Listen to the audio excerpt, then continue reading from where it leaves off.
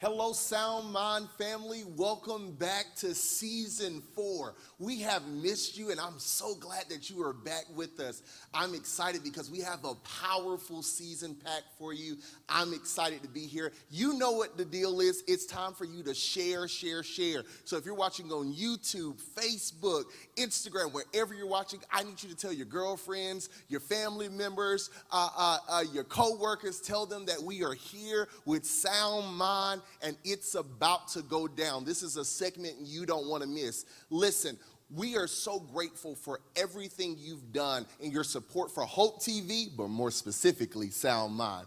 And we just want to say thank you to all those people in the background that make this possible. We are excited and thankful for what you do, and we wouldn't be here without you. So for all the assistant producers, graphic artists, camera people, thank you so much.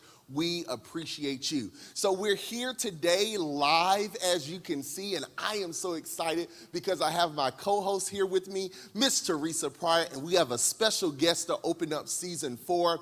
I'm going to go ahead and introduce him. He is a visionary. He is a mogul. He is making things happen. You may know him as the Reverend Dr. E. Dewey Smith Jr., but he is also a producer, and he is the visionary of Hope TV and Sound Mind. So please welcome everybody today. Tell them that he is here, Dr. E. Dewey Smith Jr. Dr. Smith, welcome. I'm great. What's going on, Moses? Hey, Teresa. How you doing? How's everybody? We're happy to have you with us happy to be here. The way you've taken the vision of Sound Mind and helping people is amazing. I'm really moved by it. I really am. We're just happy to have you with us. We're happy that you even put this platform out there because in this season, sir, this is what we need. Well, you know, it's amazing. I thought this was gonna be a couple of months. Yeah. And we've been having these mental health conversations for a while. Absolutely. Because it's such a major gap between faith communities and the health communities, particularly the mental health communities. And I think in a real sense, we have helped contribute to the downward spiral of mental health. That's good. In the name of spirituality and faith. So that's good. A lot of what we teach, we have helped to perpetuate issues of mental health. I'm so sorry, sir. I can't let you stop. Well, it's the truth. Can you expound on that a little bit for me? You know, when you even the Bible, and I may get into trouble here, but even the Bible, when it talks about people who had issues, like the little boy Mark 9, who would throw himself into the fire and would harm himself. They would talk about maybe something connected to the moon. Yeah. So he's demon possessed. And a lot of things that we have demonized, we don't realize everything is not a demon. Yeah. Everything doesn't need a scripture and oil. Yeah. And sometimes I preach, whether it's the man in Mark 5, he's a demon, the demoniac, he's got 3,000 people living in him, and he's, is he demon possessed or is he bipolar? You know what I mean? So, or is he schizophrenic? Yes. So a lot of times we have, even in our theology, given theological presuppositions that have helped to perpetuate the demonization of mental health issues, and it's sad. Yes. I think our language, and so the lack of sensitivity, and so we're going to spiritualize or demonize. And unfortunately, I believe that a lot of people in the church, we have helped them stay bound and suppressed because we haven't had professionals. Yes. And had the courage to have these types of conversations. Yes. So I commend you both for what you're doing. Thank you, See, sir. Teresa, this is why live is important, because we can get those nuggets that's just dropping. I'm happy to see you, to be able to be close to you. And we didn't have Dr. Smith with us in season 3 when Teresa joined us, but season 4, the family is here together, and I'm excited about what we're talking about today. I've been watching, man. I'm thankful because this was very important. This was one of our first shows with Hope TV. Wow. Oh, wow. Sound Mind. So this was the 3rd or 4th show that we did, that we established. very important. So thank you. Happy Thank to be you. here, Pastor, Thank and you. thank you for that Thank you. responsibility that you gave to Yes, us to keep absolutely. it going. And I'm happy to have Teresa with me as a co-host so I can, do good trouble. So, Pastor, listen, the world is opening up. Things are going back to normal. Concerts are happening. Sports games are happening. People are coming together. Churches are even opening. But we can't forget about what we just went through. We have seen death at a level that I've never experienced in my lifetime. And I don't know if you all have either. And so for what Teresa and I, we were talking about in preparation of the show is that as people are going back to normal, how do people who've experienced loss go back to normal? This is the Thursday before Mother's Day. And we've heard your powerful testimony. And since COVID, Teresa and I have both had losses. And so it's fresh for us. Can you walk us through what does normal feel like when things aren't normal? That's a great question. You said two things. I think one that we shouldn't ride by too quickly, and that is things are opening up. We're getting back to normal, but have we really processed the pain, the PTSD syndrome of the past year? I'm really concerned about that. I mean, I know we want to get back to normal, whatever that normal is. But have we really, whether it be personal death, but have we really thought about how can we get back to normal without fully processing what the past 14 months have meant? Yes. Whether you've had death in your family, I'm concerned that we want to just jump back into it. Yes. But are we really aware of the ramifications and how deep this is? Are we just going to go act like it's normal, we get back and forget about it? How do we process and peel this layer off of how to be healthy after what we just experienced? That's number one. And I'm not confident that we've done it. For in terms of congregations who've lost pastors. Yeah. You know how many bishops and pastors have passed away and they're trying to navigate that by itself? Yes. It's a lot. Yes. I had 4 cousins that died in October, 4 brothers, all of COVID. And the church just goes on. I mean, that's a lot. And so that's one thing by itself. Now to add Mother's Day on top of that, oh my goodness. Yeah. So for me, I think it's important to own what you feel. I don't know if I would have been as sensitive to what's happened had I not gone through what I've gone through. So I'm thinking about people. I'm thinking about, I've been doing some work even with some of our funeral directors. Even they are trying to say, we need some mental health help with our funeral directors. I've been talking to them and doing some training with funeral directors and funeral homes because they're like, we've been overwhelmed. It's an all-time high for them. And so it's like, how do we keep dealing with death like this is normal? Because many of them have been in deep depressions and melancholy. So that's the first piece on top. That's the first thing. The second thing is with terms of Mother's Day and your recent issue and with your mother and you with your grandmother, that's heavy. And that first time is not easy. This is my 5th. And it is not easy. But what I've learned to do the last couple of years is to be open about it.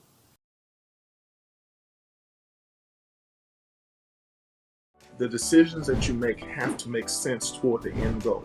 You have to be okay talking about yourself, selling yourself, being your brand, to expose what the gift is that God has put in you so that other people know about it. I knew that it was something that I wanted to offer to people who were also dreaming or trying to be entrepreneurs and things of that sort, who just didn't know how to get started.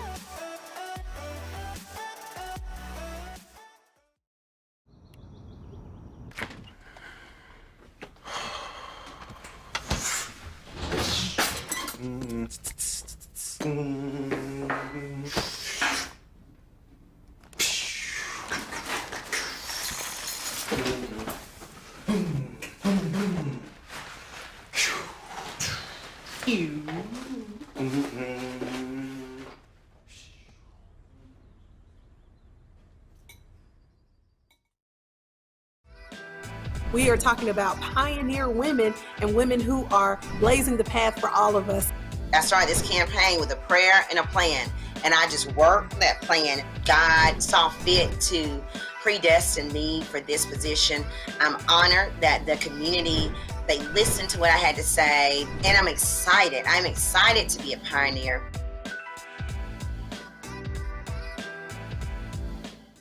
I don't mind telling you guys, man.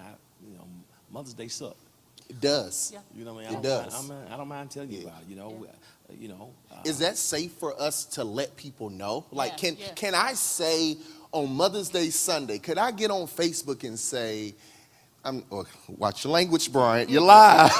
But Mother's Day, I'm not feeling it today. Yeah. Like, I'm not feeling it. I don't want to send text messages. Well, for me, honestly, I don't care. It's not about what's safe for them. Ooh. It's really not, Did you hear that, Teresa? Yeah, and I'm just looking yeah, at and I'm fortunate, and honestly, I know I'm gonna get in trouble, man. Say it, I Pastor. shouldn't. This is the space to say it. I'm glad we're not in public worship this year. I understand that. It helps me to cope better with Mother's Day. That's good. Not being in public worship. That's we're not back good. yet. Understand To that pre-record it, so I I can understand deal a little differently. Being around people and in the room right now, this is gonna be last year. But the last time we had public worship Mother's Day, which was 2019, it was terrible.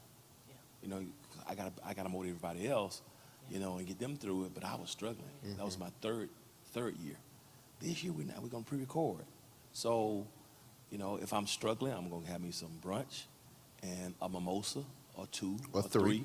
or four or five Till I don't know or mimosa six, no more. yeah, or seven, And we don't have to Because perform. The thing about Yeah, it is I'm that good. was one of Yeah. that was one of my favorite times to celebrate. It was one of my best celebrations, Yeah. and so this now is getting ready to be a yucky day. Yeah. You understand what I mean? Like, I enjoyed celebrating my mama. Right. And so now it becomes a day of, like, I get anxiety as the days get closer Yeah.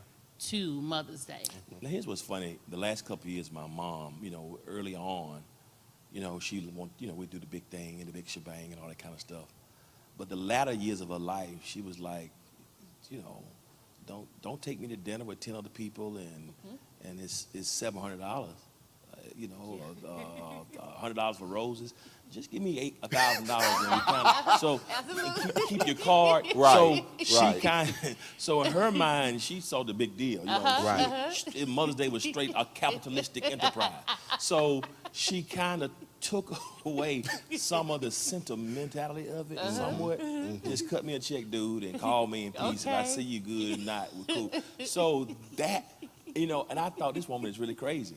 But it's almost like I see it as a blessing now because, but even, cause maybe the last 5 years, she's give me the money, dude. I'm not coming to church with you. If I feel like it, or she would go to Household Maker. But early on, she liked the pomp and circumstances. So for me, that was like, okay, man, we got to do something good. I got to do something big for my mama. The last couple of years, like, dude, cut me a check, call me, and sing to me, and we're good. Just make sure the check clears. So that helps. But now it's like, man, that helps to some degree, but it's still, I wish I could write the check. Yeah. Or I wish I can go see, or I wish I could go. But I chuckle now, so that helps me. And also the reality of what would she want me to be doing, and how do I memorialize her life through acts of service. That's been so good. wonderful. How long did it take you to get there, though? How long did it take? And I know everybody's different, Yeah. but I'm not thinking about that at the moment. Yeah. I know I'll get there, Right. but how long did it take you to get to thinking about those things? I think she passed in 16. I think 17 is when I was trying to find ways to cope that were healthy. And my therapist at the time recommended, won't you try to do what would she do? So it was a coping mechanism. You know, it's like honor her life, do what she would do that would help you feel better. So that's what it was. It wasn't my ingenious idea. Somebody, my therapist told me to do it. So I did it in serving in her name, her honor, even Tabitha's house. Yeah. Yes. Because she did a lot with young girls. Like we have a couple ladies and girls in Tabitha's house now that are pregnant. 2 or 12. Well, my mom was pregnant at 13. Yeah. So I was in the meetings all day yesterday trying to figure out other ways to get money for Tabitha's house because that's what she would do. She'll be the one getting clothes or getting clothes. So that at these times is helpful. It doesn't even take the pain away. Sure. It doesn't take the memories away, but it does help you to kind of channel your emotions in another way. Sure. That I don't think is negative. I think it's a healthy way to channel those emotions. Sure. You know? I'm glad that you said that, Pastor, because I think for a lot of people, we are so used to performing, and I'm just going to be blunt. I say it on Sound Mind all the time. Social media has messed us up, That's the truth. and we are performers now by nature. So there are people that are, and I don't know how to really say this, but they are not in a place of accepting what has happened. Because like you said, PTSD, the trauma of everything that's happened, and just moving past that. And so it's been really good to hear you be a human. Because a lot of times when we see people in this position, Absolutely. you don't see the humanity of them. So it's really good to hear. I hope you all are enjoying this. I hope you're loving this. We have to pause really quickly for a quick commercial break, but I promise you we will be right back.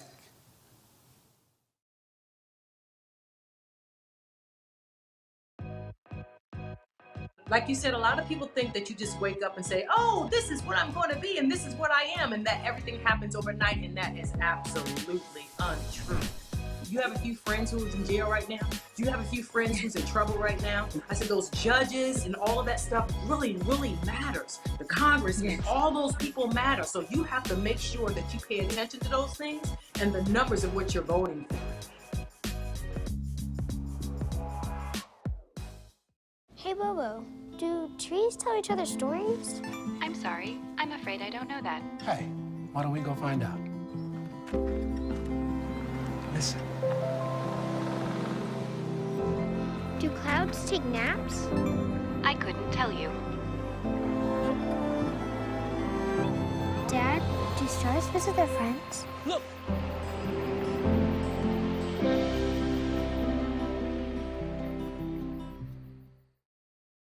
Is real estate really that important when it comes to financial freedom and building wealth? Yes, more people, especially when they're younger, need to know the value of owning real estate. You know, we need to own something and build equity for ourselves and for, you know, the generations that come after us. So the answer to that question for me is a yes, a solid yes.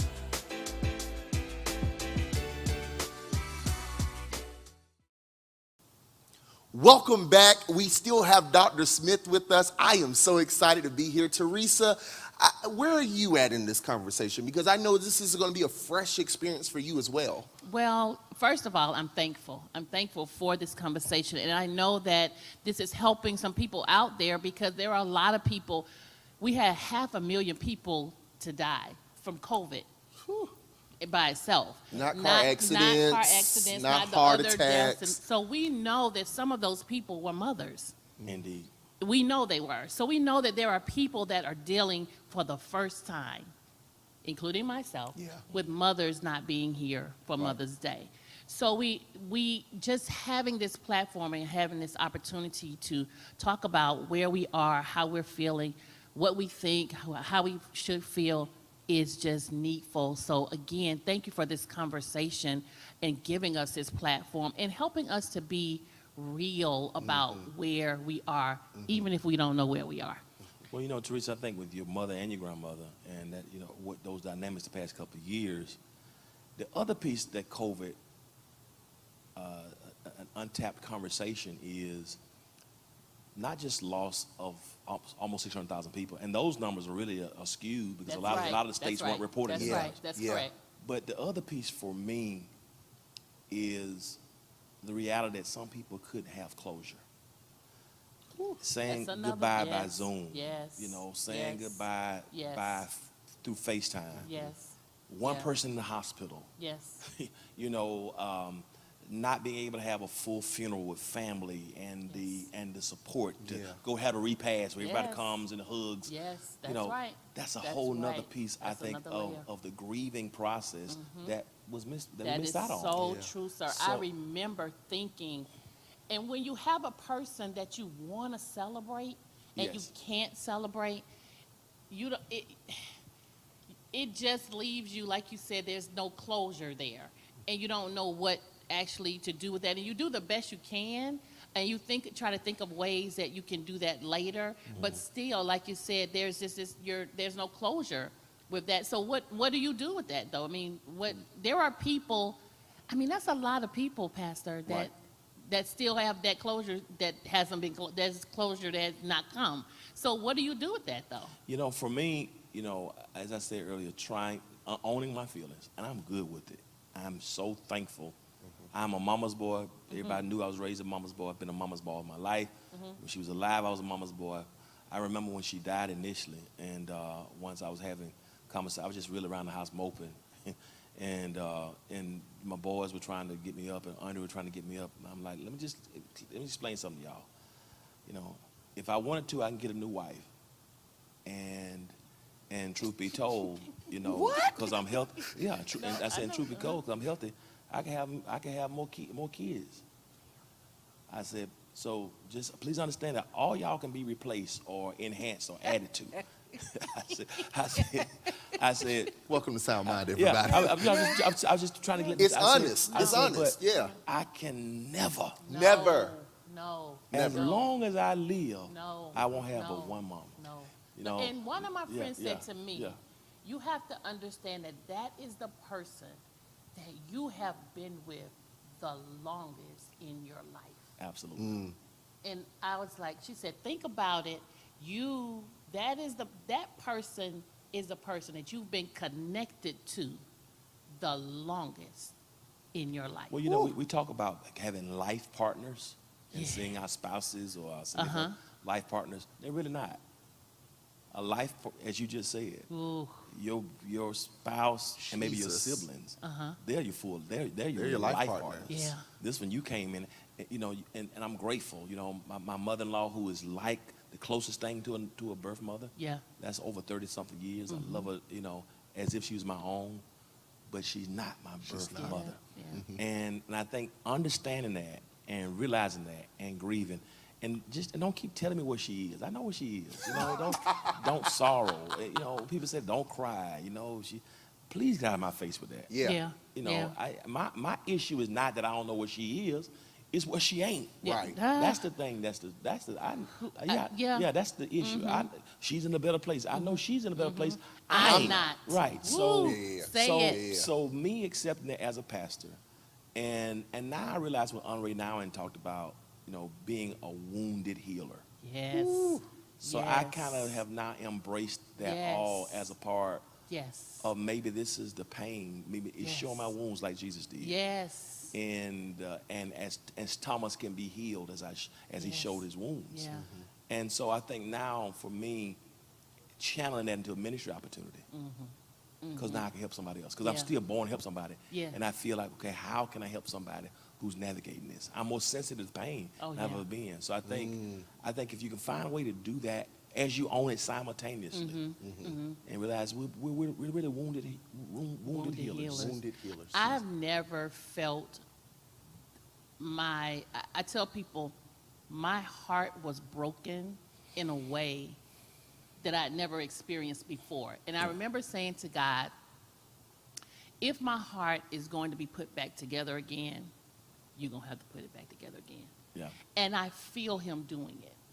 You know, daily, as the days go by, I know that he's doing it, but he's having to do it his way because this is a break that is, I don't have a word for it. I can't explain it. Yeah, I think grief is the price that we pay for love. And the other piece for me. Are y'all hearing this today? Can you repeat that one more time for me? Grief is the price that we pay for love. Yeah, and so my sister, it's interesting you said that. My sister, a few weeks after my mom and my sister passed 3 weeks apart. My oldest sister just started having major heart problems, and she was diagnosed with broken heart syndrome. Yes. I never heard of that before. Yes. Broken heart, that's a medical diagnosis. It's real. And I was talking to her one day, I said, you know, my heart has a hole in it, and I've been trying to get that. And I realized that the reason why it has a hole in it because my mom took a piece of it with her. Yeah. And that's cool. And it's okay. And now how do I channel who she was, her principles, her life, and do what she taught me to do, how to live. And so it's the price that you're paying for love. And you don't have to be whole. Stop looking to feel like you felt.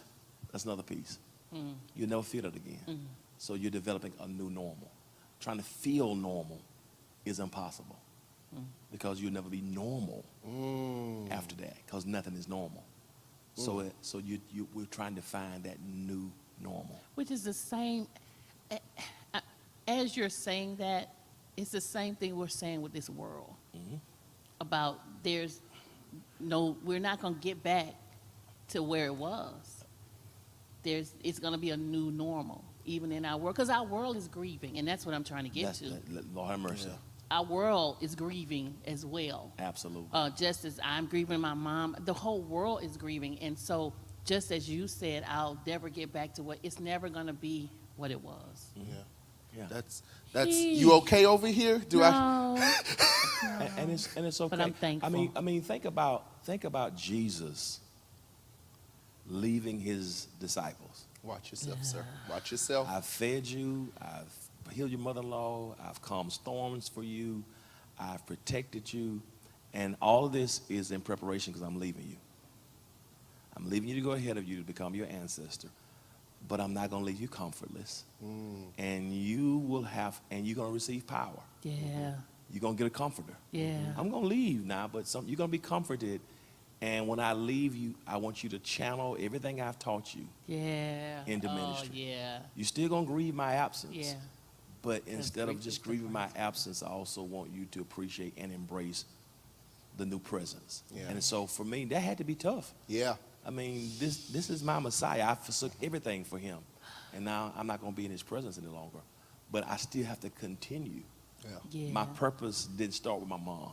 Yeah. That's another thing I realized. Yeah. As much as I love this woman, she didn't initiate my purpose. Yeah. God allowed me to come through her birth canal to fulfill my purpose. But she didn't initiate my purpose. Yeah. So if she didn't initiate my purpose, I can't allow the rest of my life, I can't allow her absence to make me stagnate my purpose. Yeah. Let me take a pause. Let me feel what I feel, because grief is real. Those are human emotions. And I try to be over spiritual with my spiritual side and quoting scriptures and always in a better place. Let me own what I feel.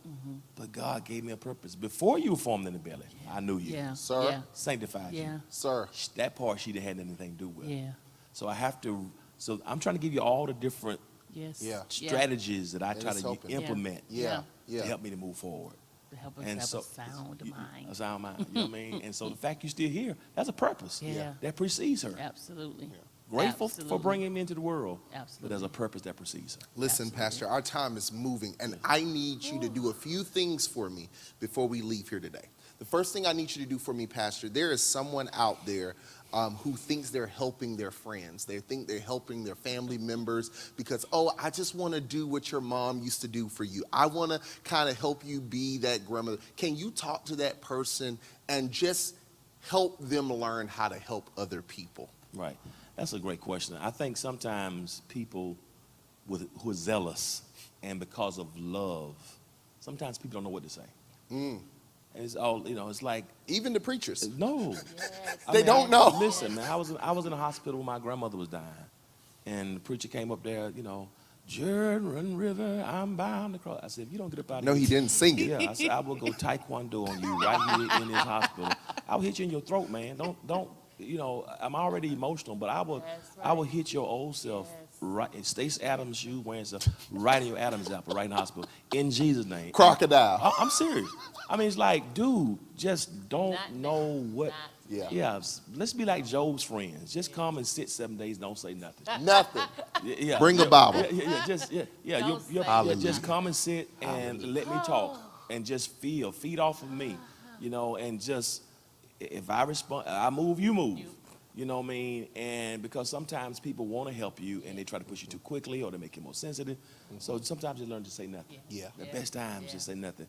And even if I say, let's do this, I may not feel the same way. So you got to be, the friends have to be very flexible at this moment. Yes. And don't try to force and make.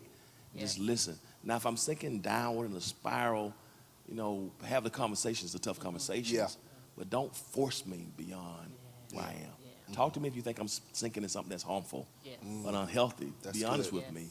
But don't try to force me at your pace. That's right. I think that's important. That's good, Pastor. And it's interesting you say that. I laugh with Teresa. So for those that don't know, I work with Teresa on a day-to-day basis at the House of Hope Atlanta, which I'm so privileged to work there. But when Teresa has moments, I have to know who to call, because there are certain people who can get her out of that space. And it's almost like sometimes people want to be that person that someone leans on and depends on, so they throw themselves into spaces that they're not equipped to handle. That's right. So I know at certain times I can't make Teresa laugh, but I know who to call. Wow. And I know who to get in contact with to help them so that they can help her at that pace. That's good, Pastor. That's excellent. Now, there's another thing I need you to do, because there's someone else watching out there in our audience today, or they know someone that's watching, that they have gotten to a place of hopelessness and their life has stopped at the place of death. They have not moved on. They are still, and I know some people like this, they still look at the obituary every day. Not saying that there's anything wrong with that. But they go to the graveyard every day, and they haven't lived since their loved one died. Yeah. What would you say to them today? Well, I would say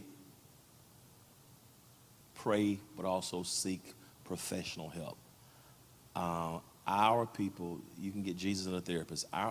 For some reason, we have demonized. It's strange. My Caucasian counterparts, and they talk about going to therapy like we talk about Going to the barbershop. Blowing your nose. Yeah. You know what I mean? It's like right. proudly. I'm going to therapy. Right.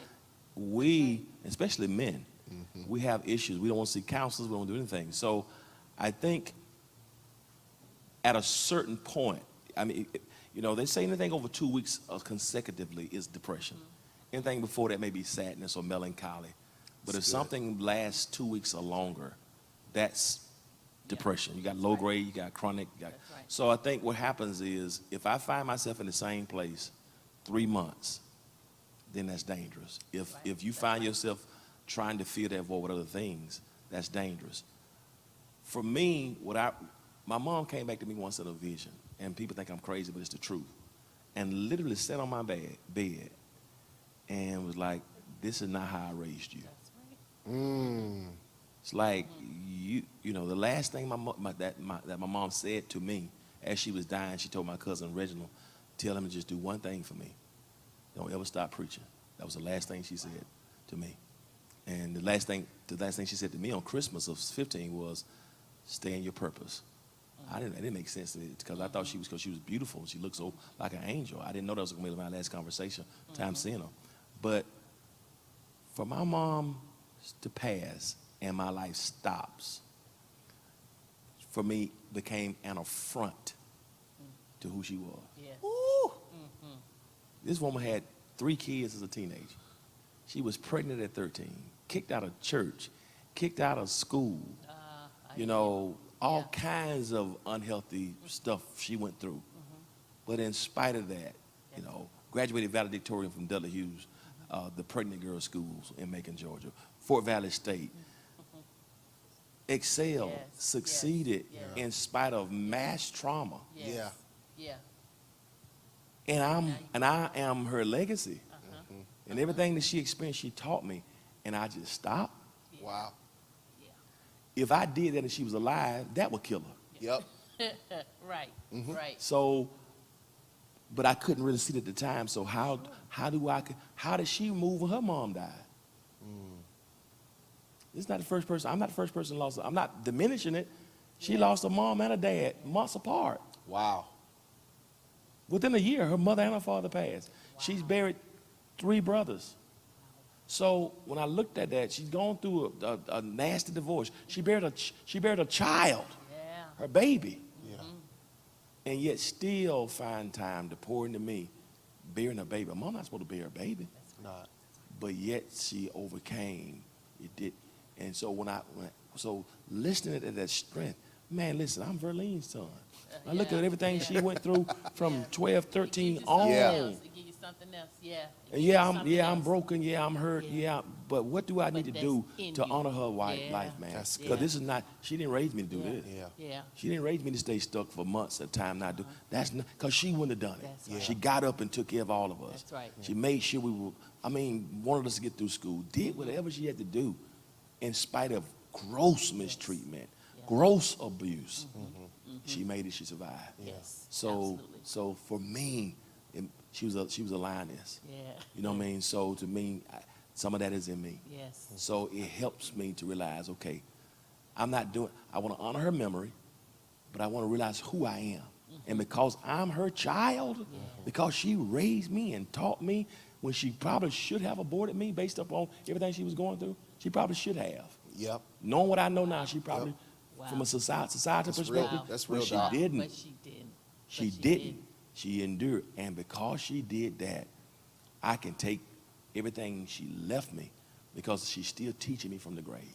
Yes. And I think so getting therapy, praying, understanding who she is, memorializing her life, owning those bad moments, those rough moments, and realize that I will never get over those moments. I'm going to probably be sad, have moments of sadness for the rest of my life. And that's good. And that's fine. That's part of the process That's now. part of the process. It's like it's luggage I'm not going to get rid of. That's right. It's a mold. That's right. It's a scar.